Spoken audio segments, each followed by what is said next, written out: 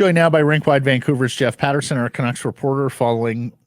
Well, you tell me, Jeff, is that the worst loss of the season for the Canucks?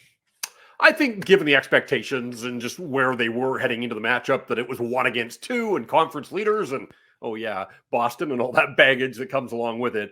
Massive letdown, of course. They lost.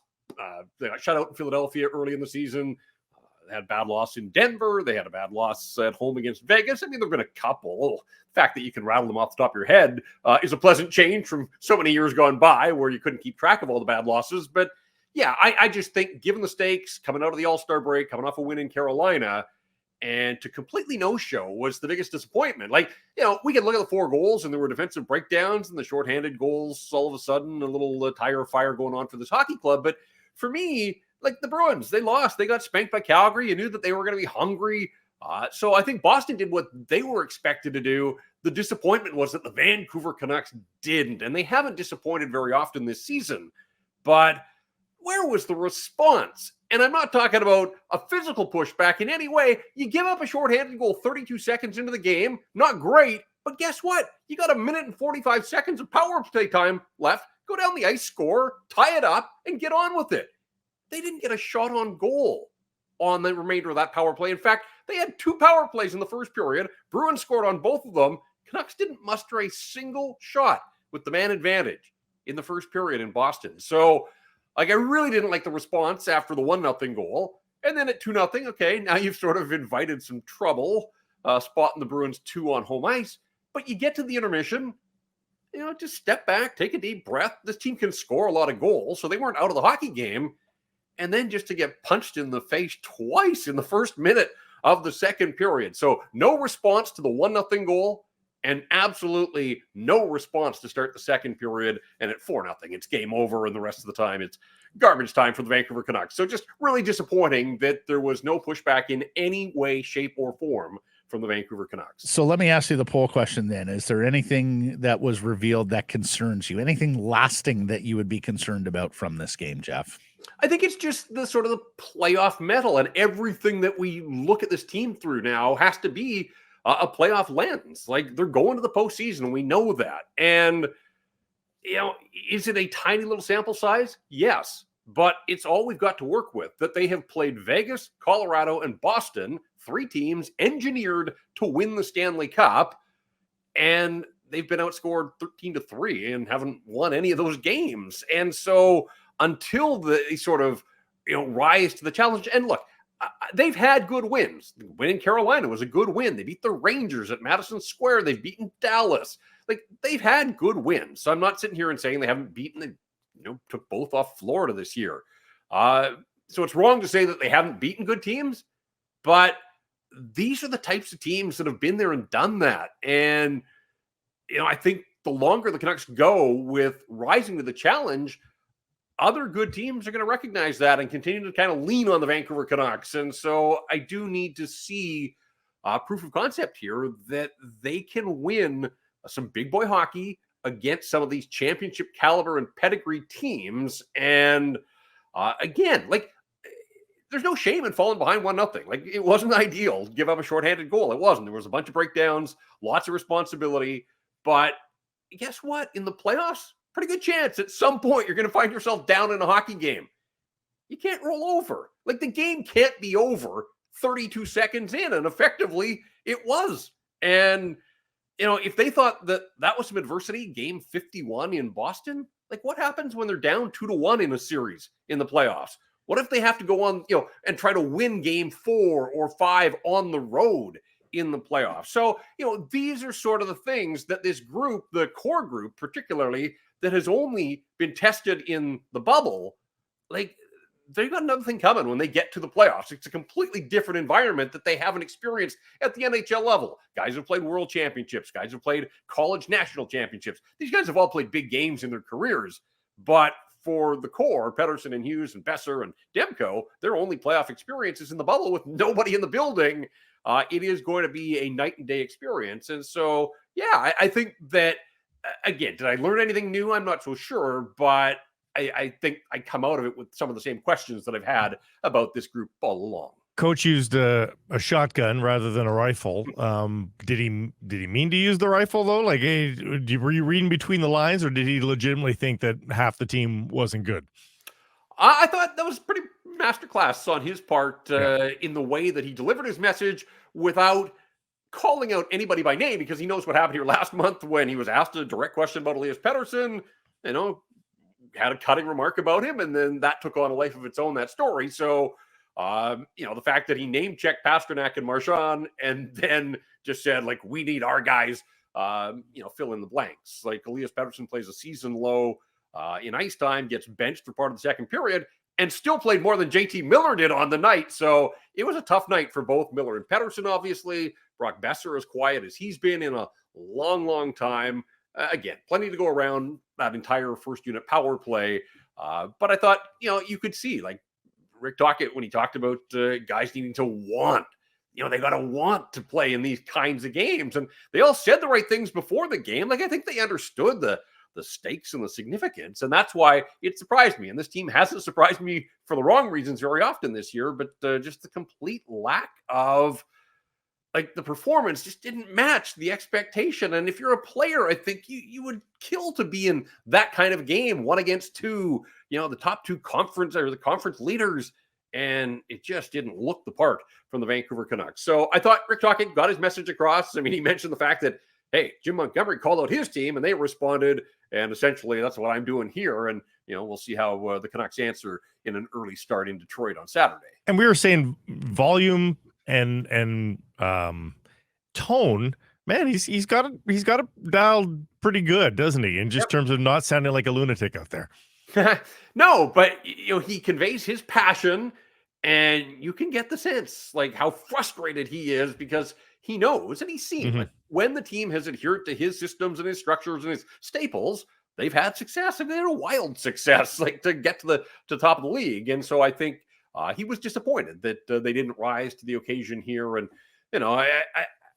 I kind of was hoping. I mean, he got asked a lot of questions, and there were some good ones and some good answers there, but it was still hard as I watched his responses last night to figure out whether his frustration was more with the breakdowns or the fact that his team just didn't muster anything offensively. Forget the power plays that we talked about at 5-on-5, just, failed to 17 shots on goal. And I do think this is a mild concern right now, guys, is that, it's 2 games out of the All-Star break. They acquire Elias Lindholm, but with Lindholm in the lineup, neither he, the new Elias, or the old Elias has registered a shot on goal at 5-on-5. Like, Lindholm was brought in to prop up Elias Pettersson, and clearly there is some chemistry still to be formed here. That, Lindholm had the power play goals the other night, and that was great, and he had a nice debut, but like Elias Pettersson, he was on the ice for all 4 goals last night, and a complete non-factor. But at 5-on-5, those two just have not found any sort of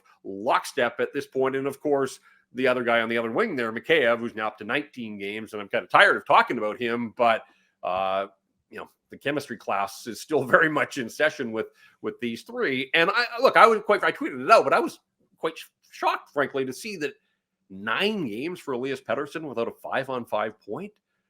The bulk of the game is still played at 5-on-5. And so he's had an incredible run since January 1st with all world through New Jersey and New York and Pittsburgh and the All-Star and everything else that he's done. But 5-on-5, not a single point in 9 games. That can't continue. Is it time for Höglander there, guys? I was going to ask him about Mikheyev, but I guess I won't. Yeah, that's a great substitute question. Is it time for Höglander? I would say yes. I also wonder, and that line, the third line, was the best of the bunch, as it has been on a lot of nights. But again, this idea of keeping that line together just because, like, if you believe that Connor Garland has used these last 6 weeks or whatever to ramp up his game, like, could you look at him and give him an opportunity? Because Dakota Joshua, again, the efforts there, he draws the penalty right off the hop. Like, they couldn't have asked for a better start last night. And, but, it's 6 games now for Joshua without a goal, which isn't the end of the world. Garland's gone 5. Teddy Bluger, I think, is up to 15 games without a goal, which, is sort of who Teddy Bluger is. The month of December was a little bit of an outlier for him. But I just wonder, has that line slid back even a little bit to the point that you would consider touching them. There was a while there where they felt untouchable because they were just in such a groove. But whether it's Garland or whether it's Höglander, I would say, yeah, because what you're doing just isn't working right now. And whether it's message sending to Mikheyev or just giving him an opportunity in a different role to sort of regain his confidence, the speed isn't there. But beyond that, like, I do wonder what his next goal would even look like, because his shot has nothing on it right now. He looks reluctant to take shots, and you're occupying a spot in the top 6 here. And if you're not able to get the job done, then you got to find somebody else that can. And they went out, they made the Lindholm deal. We'll see if they're done there. But I just think internally, maybe it is time to shake things up just a little bit. Because really, if you go back to the end of the 7-game road trip before the All-Star break, like that 5-game homestand, they didn't play well. They netted results. They got 9 of 10 points, but like, they haven't played a really complete, thorough game where they have dominated an opponent in a while now. And so, I've been riding power play for a long time. But I do think if Rick Tocchet is looking at this team truthfully and trying to figure out, what's working and what isn't, I think he has to. I think he has to experiment. It's like he's given Mikheyev every opportunity here, and it's just not happening for him. So it's not written in stone that he's got to play on the right side in the top 6. Like, you can bump him down and give somebody else a shot. Don't normally go here because we hear it all the time when a good player is in a slump. But Blake and I received a text last night from someone who would know a thing or two about this, asking, is Elias battling something, and is it a groin injury? He noticed how there was a weird short stride and looked like he was compensating, and mentioned there's no way he's that much slower than Danton Heinen on that one race. Do you think there might be something afoot that Elias is playing through? Well, I think on that play in question, there were 2 things for me. One is it was the minute and a half shift. And so Heinen, and I looked at the shift chart, Heinen scored the goal 17 seconds into his shift. So they got a change of their penalty killers, and the Canucks first unit was out there for a while. And again, like, the thing that separates Elias Pettersson from most in this league is his cerebral power. Like, he's not the fastest guy in the world. He's not going to bowl you over most nights, but he's thinking 1 and 2 steps ahead of you. And that's, kind of his superpower.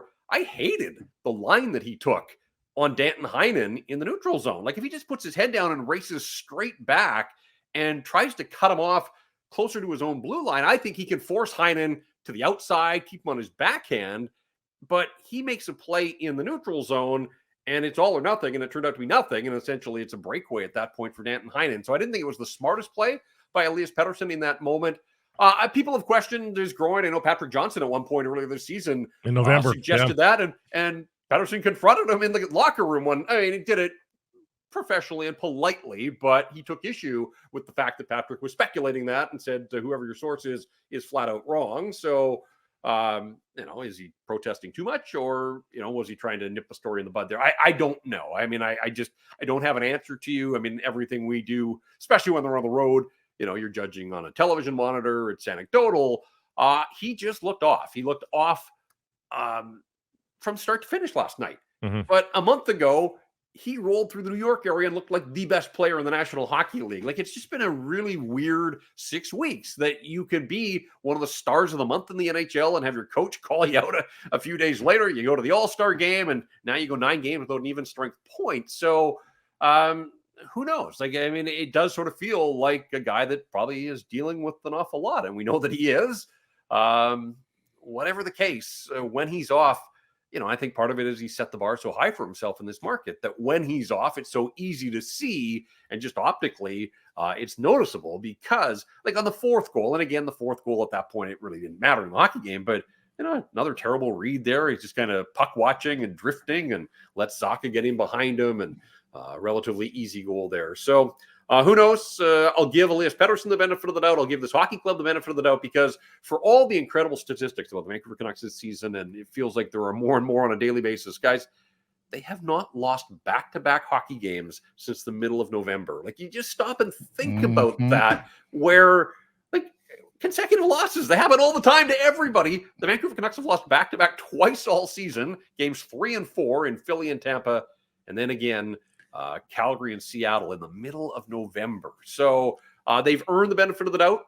They're allowed to have a stinker. Give Boston credit. They were ready, and Canucks get the rematch here on a Saturday night in a couple of weeks' time, and hopefully it's a better game and the Canucks are better prepared.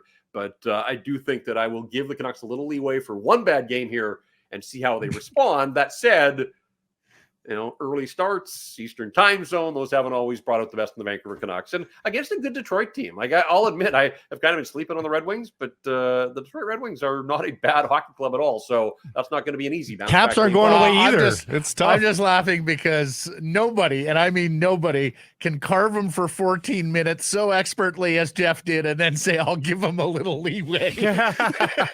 Well, and Jeff, I'll add, they're the only NHL team not to lose. But the coach, in a row, the coach right? did That the exact same thing. The coach went on an 8-minute rant and then acknowledged, but hey, we haven't lost in 13 games. Like it is it's a weird game. Last night's game to analyze, isn't it, Jeff? Because it was bad. It was really bad. But when they haven't done, never mind the back-to-back losing, any regulation losing for a month.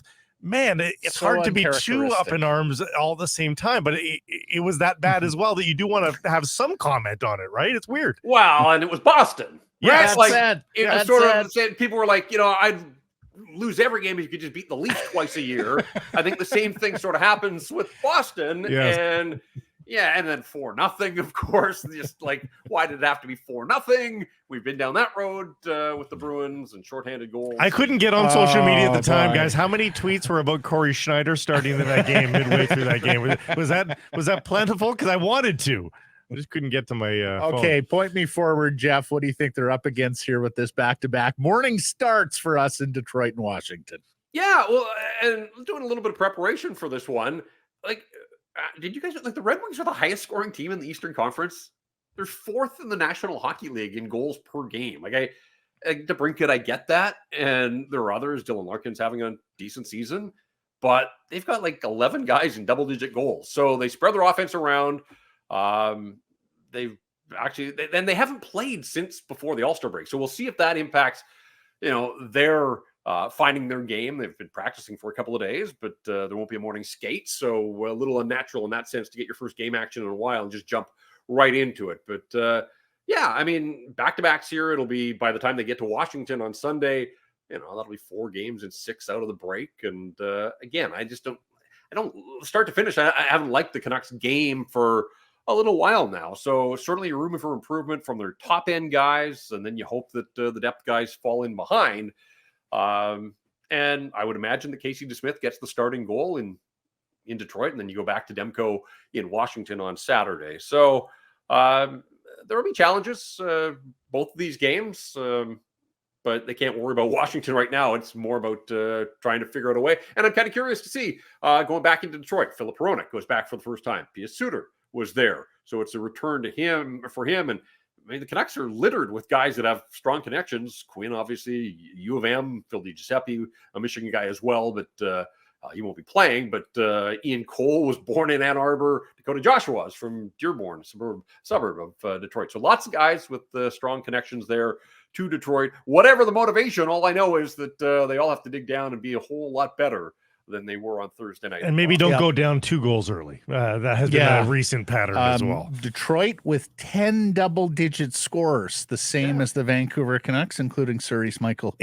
Rasmussen, including a defenseman, and it's not Moritz Seider, it's Jake Wallman. A barn burner might be just with a doctor order, Jeff. Like they played some heavier playoffy games here in Carolina and Boston. Maybe just a freewheeling game where the highest scorer wins. That maybe that's what they need right now to get a W.